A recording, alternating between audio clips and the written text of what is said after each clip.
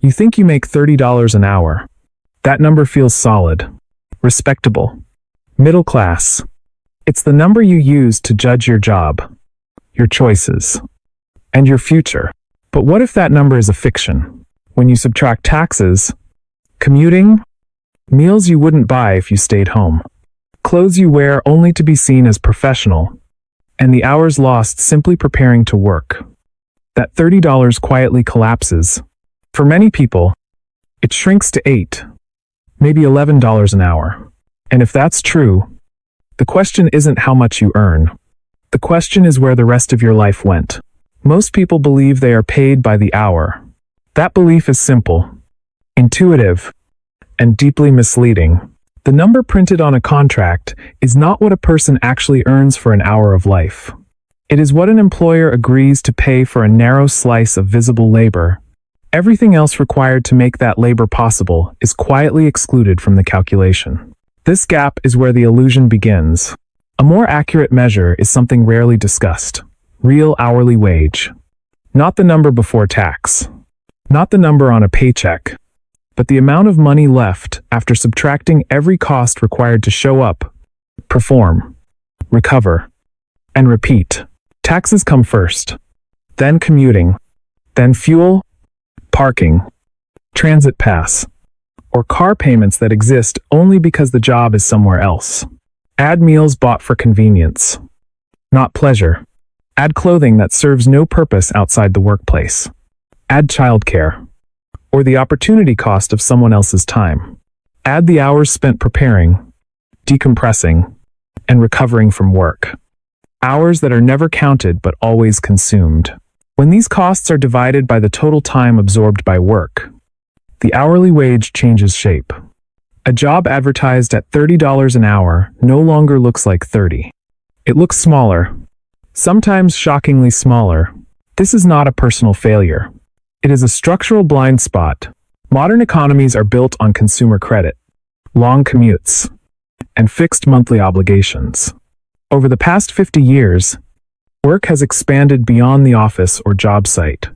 It now occupies mornings, evenings, weekends, and mental space. Yet compensation has remained framed as if work only exists between clock in and clock out. Schools do not teach this calculation. Employers do not encourage it. Advertisers actively distract from it. The system works best when people focus on gross income and ignore the cost of maintaining that income. This is why two people earning the same salary can experience entirely different financial realities. One lives close to work, controls expenses, and has time buffers. The other spends hours commuting, relies on convenience spending, and pays a premium for speed and exhaustion. On paper, they earn the same. In life, they do not. Rising living costs have intensified this distortion. Housing has moved farther from jobs. Transportation has become mandatory rather than optional. Healthcare and childcare have shifted from social infrastructure to personal expenses. Each change pulls more hours into the gravity of work without increasing pay. The result is a population that feels constantly busy, yet strangely stuck. People work more, worry more, and still feel behind. Not because they mismanaged money, but because they mispriced time. Understanding real hourly wage is uncomfortable. It forces a reevaluation of jobs, purchases, and lifestyles that once seemed reasonable. But without it, decisions are made using a number that does not describe reality. And when reality finally intrudes, it feels like failure, even when it isn't. The first force shrinking real hourly wage is not spending habits. It is the system of hidden costs attached to work itself. Work is rarely just the hours listed on a schedule. A standard 8-hour shift quietly expands the moment preparation begins. Waking earlier than desired, traveling through traffic, mentally switching into a professional role. None of this is optional, yet none of it is paid. Commuting is the most visible example. In many cities, living close to work is no longer affordable. Workers trade distance for rent relief, then repay the difference in time and money. Fuel, maintenance, insurance, public transport passes, parking fees, Depreciation. These are not lifestyle choices.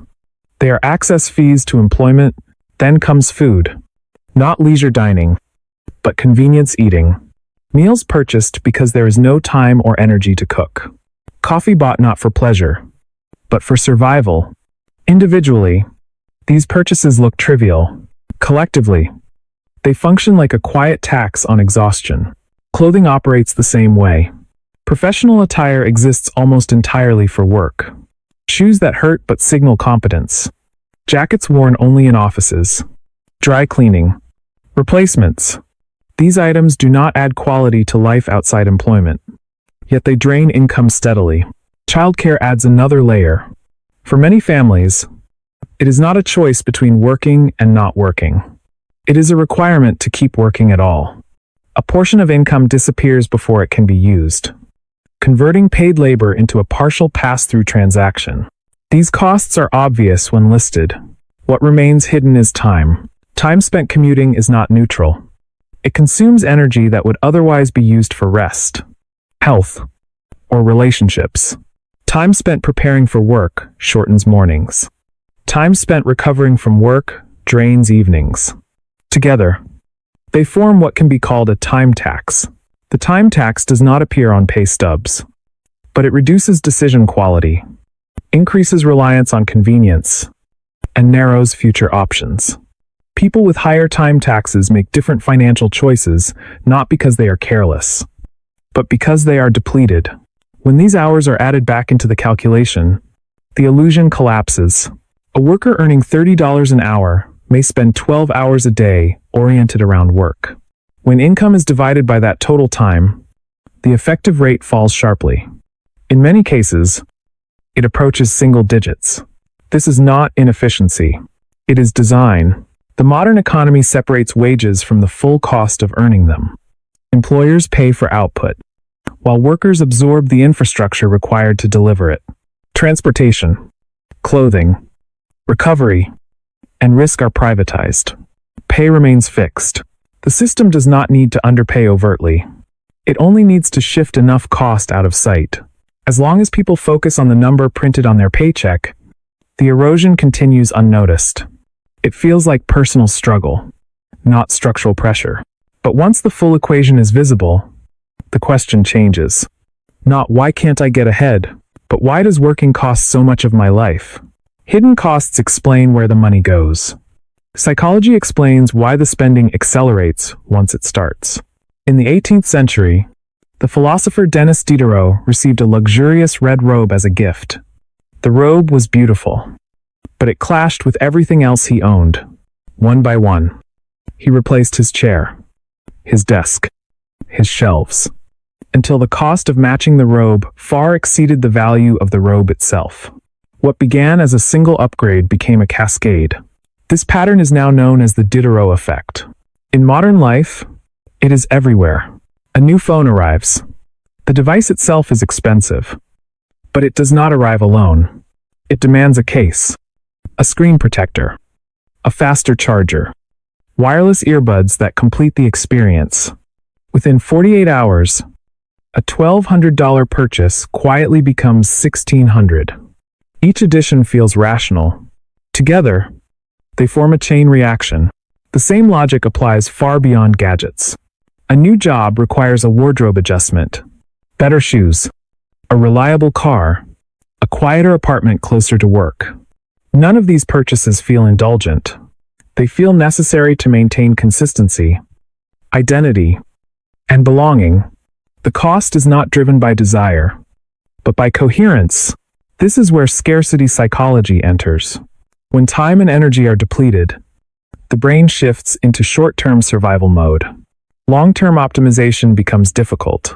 Convenience replaces planning. Speed replaces efficiency. A meal bought now feels cheaper than the effort of cooking later. A subscription feels affordable compared to the friction of canceling. These decisions are not careless. They are predictable responses to cognitive load.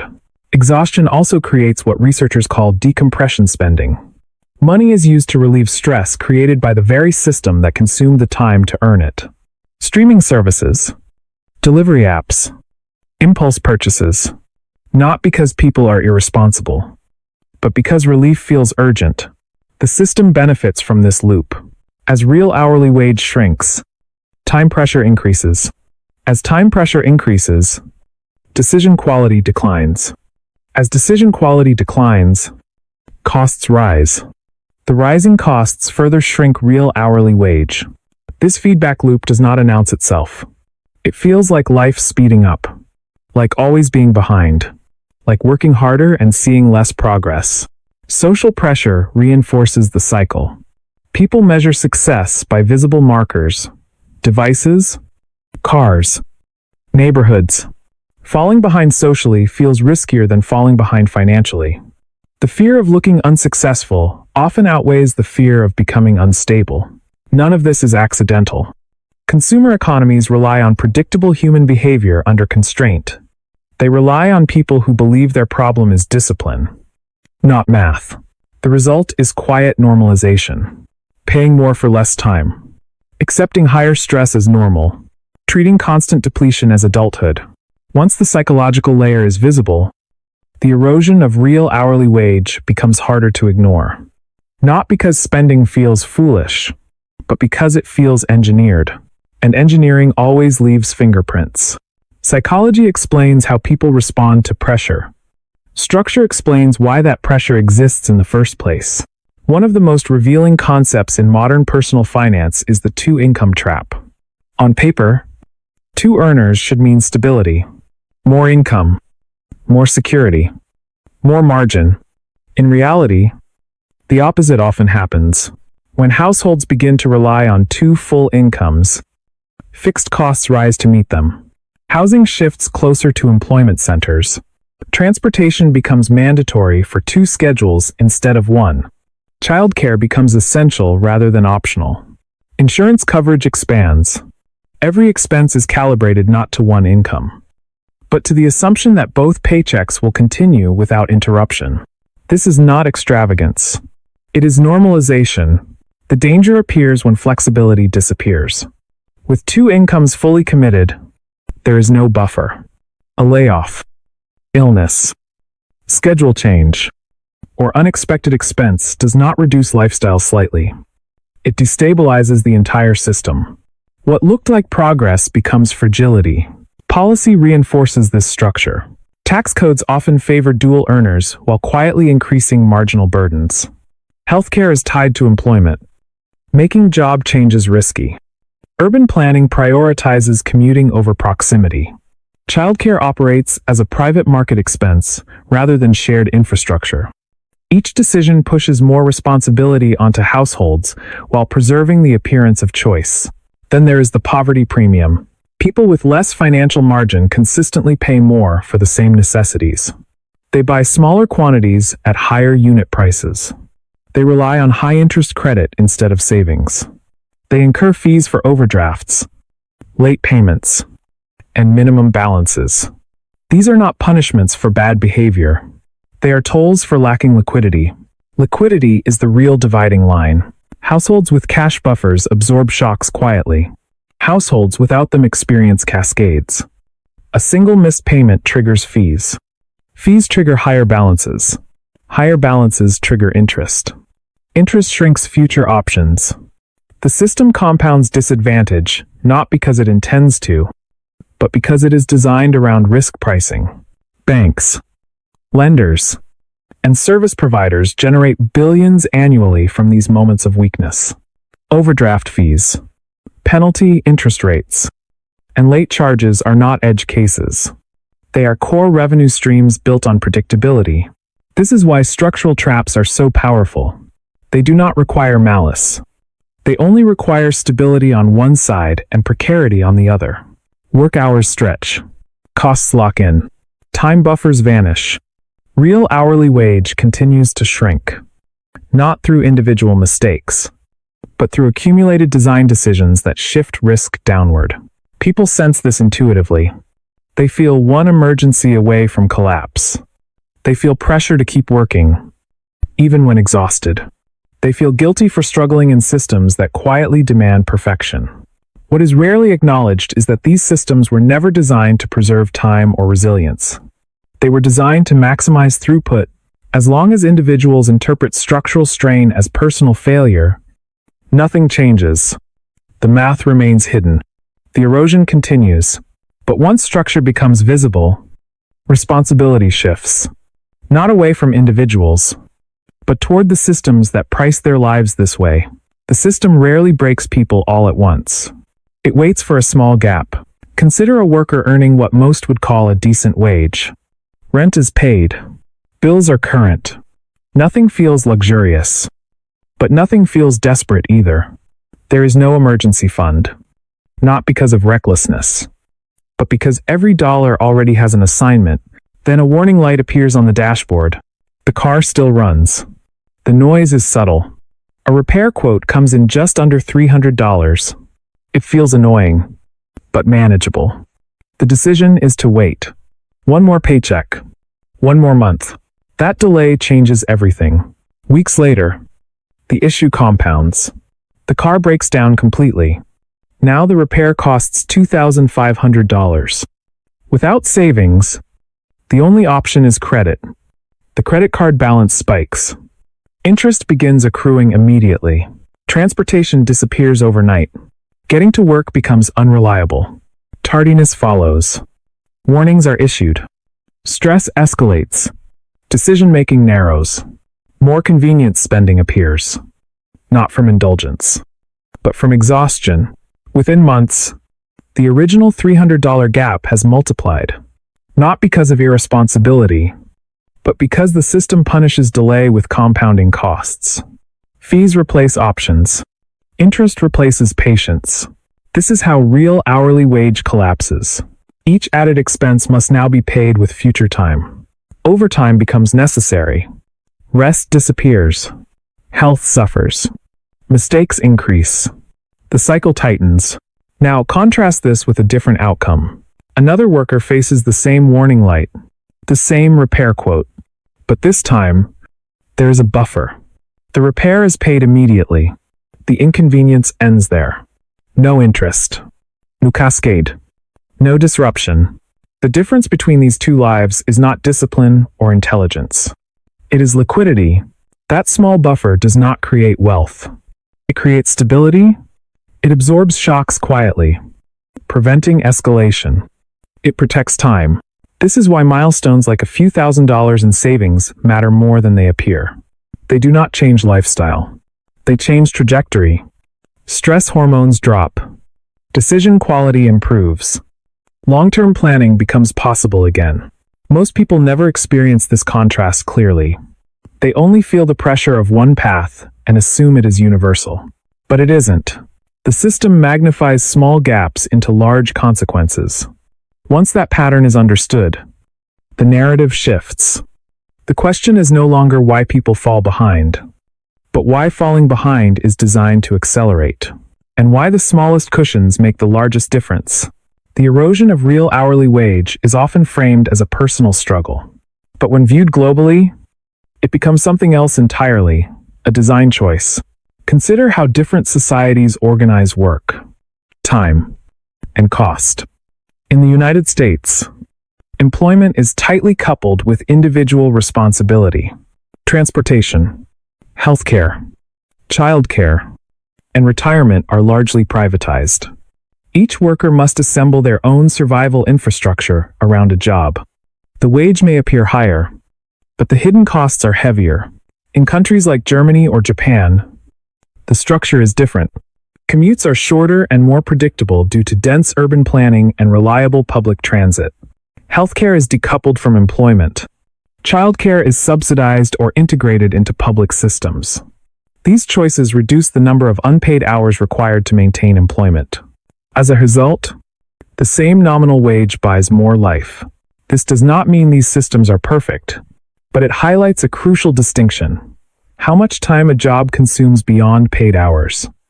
In high-cost, highly privatized systems, work expands outward. It colonizes mornings, evenings, and weekends. In more integrated systems, work remains closer to its contracted boundaries. Savings behavior reflects this difference. In countries with stronger social buffers, Households are more likely to hold emergency reserves and less likely to rely on high-interest credit for routine shocks. The absence of constant financial threat changes how people plan, spend, and rest. The consequences are not only financial, they are psychological. Chronic financial pressure correlates strongly with stress, sleep disruption, and reduced cognitive performance. When people are forced to operate near the edge, decision-making degrades. Short-term thinking dominates. Risk tolerance shrinks. Creativity and long-term planning suffer. This is not a moral failure. It is a biological response to scarcity. Over time, the effects compound. Workers trapped in low real hourly wages delay healthcare, postpone family decisions, and avoid career risks that might improve their situation. Mobility declines. Inequality hardens. Not because people stop trying, but because the cost of trying becomes too high. At the societal level, this creates fragility. Economies built on stretched households are vulnerable to shocks. A medical bill, a rent increase, or a transportation disruption can ripple outward, affecting productivity, health systems, and social cohesion. The paradox is that these systems often celebrate resilience and hustle while quietly eroding the conditions that make resilience possible. Long hours are praised. Burnout is normalized. Exhaustion is reframed as ambition. But exhaustion is not a renewable resource. When real hourly wage collapses, time becomes the scarcest asset. People do not just earn less. They live less. Relationships narrow. Civic engagement declines. Communities thin out as individuals retreat into survival mode. This is the hidden cost of ignoring time in economic calculations. Money can be printed, borrowed, or reallocated. Time cannot. Understanding this shifts the conversation. The question is no longer how to make people work harder or spend smarter. It is how to design systems that stop extracting unpaid hours from ordinary lives. Because when time disappears, everything else follows. Solving the problem of shrinking real hourly wage does not begin with earning more. It begins with seeing clearly. The first shift is conceptual. Income must be evaluated not by how much arrives, but by how much life it consumes. This requires calculating real hourly wage before making decisions that lock in long-term costs. A higher salary that demands longer commutes. A higher stress. And greater dependency on convenience may reduce freedom rather than increase it. Time must be treated as a finite asset, not a leftover. One practical step is protecting buffers. Cash buffers and time buffers function the same way. They absorb shocks before they cascade. Even a modest emergency fund changes outcomes dramatically. Not because it creates wealth, but because it preserves options. Paying a repair immediately instead of financing it prevents interest, stress, and lost time. Another shift is strategic downgrading. Not every downgrade improves life, but some radically increase real hourly wage. Shorter commutes, fewer subscriptions, slower consumption cycles. These choices do not signal failure. They signal recalibration. When costs fall faster than income, freedom grows. This is where the idea of a one-income foundation becomes powerful. A household structured to survive on one income, even if temporarily uncomfortable, gains resilience. The second income becomes margin rather than necessity. Shocks become manageable. Decisions become deliberate. This structure does not eliminate risk, but it softens its impact. Technology may help, but it is not neutral. Digital banking, budgeting apps, and automated savings tools can improve visibility and reduce friction. But they cannot replace structural buffers. Visibility without margin only increases anxiety. Tools work best when paired with reduced fixed costs and protected time. Looking forward, several trends are emerging. Remote work, where viable, reduces commuting time and cost. Transparency around fees and interest is slowly increasing. Younger generations show greater skepticism toward debt-driven lifestyles and status consumption. There is renewed interest in minimalism, not as an aesthetic, but as a defense against time extraction. Policy also matters. Decoupling healthcare from employment, reforming consumer credit practices, and investing in public infrastructure reduce the private cost of working. These changes do not remove responsibility from individuals. They rebalance it. Education plays a role as well. Financial literacy must evolve beyond budgeting toward understanding systems, incentives, and time. People need to learn not just how to manage money, but how to evaluate trade-offs across decades of life. The future will not reward those who chase higher numbers blindly. It will reward those who understand which numbers matter. Real hourly wage is one of them. When people stop accepting misleading metrics, behavior changes. Jobs are evaluated differently. Purchases are questioned. Lifestyles are redesigned not around appearances, but around sustainability. This shift does not require perfection. It requires awareness, and awareness is the beginning of leverage. The numbers in this story are not meant to frighten. They are meant to clarify. Most people are not failing at money. They are navigating systems that quietly consume time, energy, and margin while presenting the illusion of progress. When the real cost of earning is hidden, struggle feels personal. It feels like weakness. It feels like falling behind in a race everyone else seems to manage. But once the full math is visible, the narrative changes. A paycheck is no longer just income. It is a trade. Time for money. Life for stability. When that trade is priced incorrectly, no amount of discipline can fix the outcome. Only better math can. Understanding real hourly wage does not demand radical sacrifice. It demands honest measurement. It asks a simple question before every major decision: how much of life does this really cost? When people begin to ask that question, priorities shift. Not overnight, but steadily. Buffers become non-negotiable. Convenience becomes optional. Status loses its grip. Time regains value. This awareness is not about rejecting ambition or comfort. It is about refusing to shrink quietly. It is about recognizing that freedom is not earned only through higher income, but through lower extraction, fewer hidden fees, fewer unpaid hours, fewer obligations that demand constant vigilance. The smallest changes often matter most. A modest cash reserve, a shorter commute, one fewer fixed expense. These are not luxuries. They are defenses.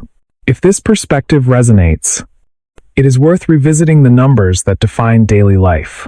Recalculate them, question them, share them. Conversations change culture, and culture shapes systems. And if this analysis helped reframe how work and money are understood, consider continuing the discussion. Subscribe, share, and engage, not for algorithms, but to make these invisible mechanics visible. Because when time is priced correctly, life expands.